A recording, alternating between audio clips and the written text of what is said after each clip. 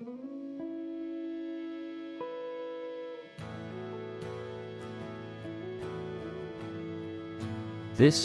is Howard Dawson Reserve, a public park during the week but transformed to the home of football club Swinburne FC every Sunday.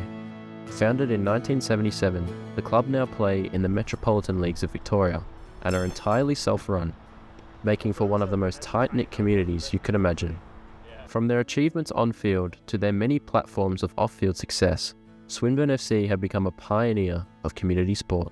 We want some good players, then we just want guys who even have never played before, because we just want to be that club where anyone can play. So it's really important that we just accept anyone, regardless of your skill base.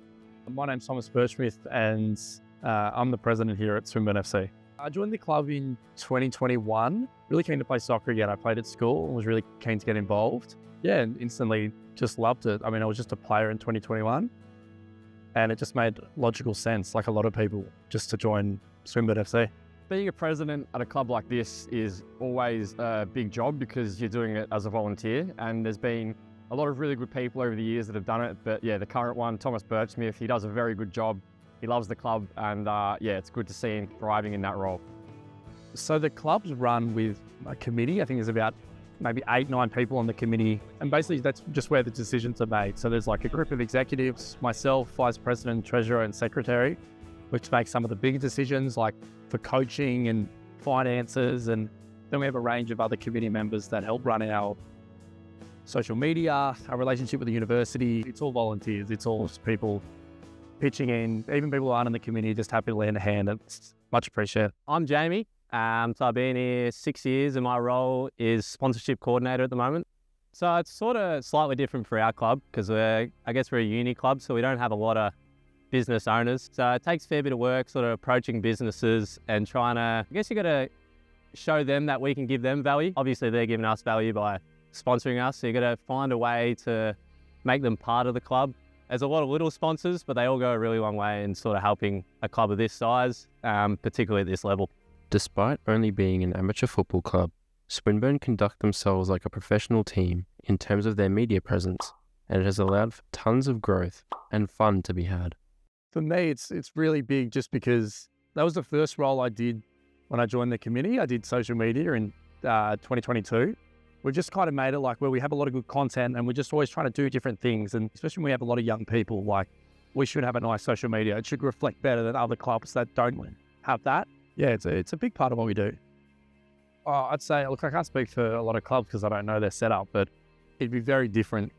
I think a lot of clubs that are run by young people is very different in the sense that everyone, the president's still playing, or the secretary, the treasurer. It's very different when you come to other clubs, and the people who take up those roles are in their 50s, 40s, 60s, whatever. So, on top of all this, the club have also had to overcome some severe challenges, one of which being transitioning to play Sunday League amateur football instead of state league competition on Saturdays.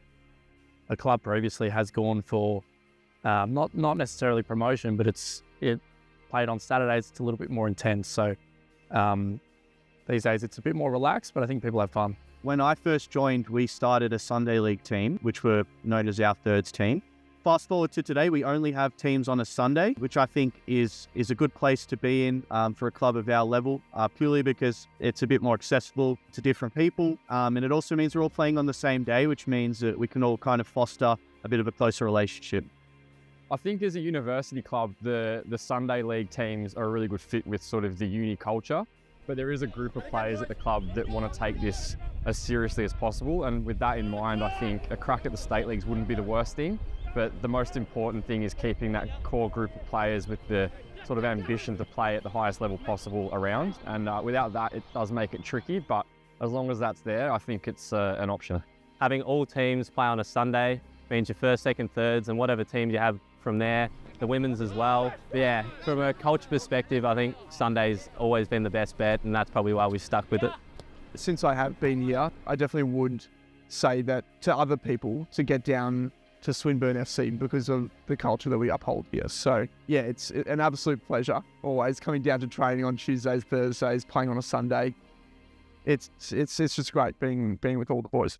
I moved here to Melbourne from Bendigo a long time ago, and I didn't know anyone when I was here, but since joining the club, I've made some of my best mates here, and yeah, that social side is really good. So yeah, come down, have a kick with some like-minded people, and you might make some friends. We mean really well.